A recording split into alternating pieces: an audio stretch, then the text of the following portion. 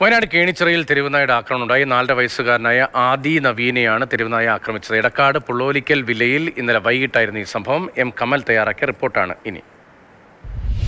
ഇരുചക്രവാഹനമായി ആ യാത്രക്കാരൻ വന്നിരുന്നില്ലെങ്കിൽ ആ കുഞ്ഞിന് വലിയ അപകടം സംഭവിച്ചതിന് കുഞ്ഞും അതുപോലെ അമ്മ രമ്യയും നമ്മളോടൊപ്പമുണ്ട്.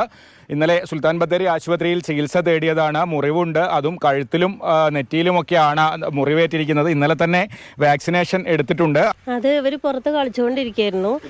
ഇവിടെ തന്നെ നമ്മൾ കാണുന്ന സ്ഥലത്ത് തന്നെ 2-3 പിള്ളേർ കളിച്ചുകൊണ്ടിരിക്കുകയാണ്. അപ്പം ഞാൻ ജസ്റ്റ് അകത്തേക്കൊന്ന് പോയത്. ആ സമയത്താണ് ഇവിടുന്ന് സൗണ്ട് കേട്ടിട്ട് ഓടി വന്ന സമയത്ത് മാറി നിന്ന മോൻ്റെ മേല് വന്ന് ചാടി വീണ് കഴിഞ്ഞ് മറിച്ചിട്ടു. അപ്പോഴാണ് ബൈക്കും കൊണ്ട് ഒരു പയ്യൻ ഇതിൽ വന്നത്. ആ പയ്യൻ കണ്ടതുകൊണ്ട് രക്ഷപ്പെട്ടു. ഇവിടെ ഒരു 2-3 സ്റ്റിച്ച് വേണ്ടി വരുമെന്നാണ് പറയുന്നത്. പിന്നെ വാക്സിനേഷനൊക്കെ ചെയ്തു.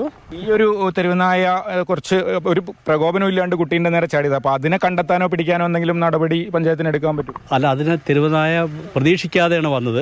പക്ഷേ ആ തെരുവുനായ പിടിച്ചു കഴിഞ്ഞാൽ എന്തെങ്കിലും ചെയ്തു കഴിഞ്ഞാൽ ആ പിടിച്ചവരുടെ പേരിലടക്കം കേസ് വരുന്ന സ്ഥിതിയാണ്. പ്രകൃതി സ്നേഹികളും മൃഗസ്നേഹികളും മനുഷ്യനെ സംരക്ഷിക്കാൻ ആവശ്യമുള്ള സാഹചര്യം ഇല്ലാത്തൊരു സ്ഥിതിയിലേക്കാണ് പോകുന്നത്. കമൽ, മാതൃഭൂമി ന്യൂസ്, വയനാട്.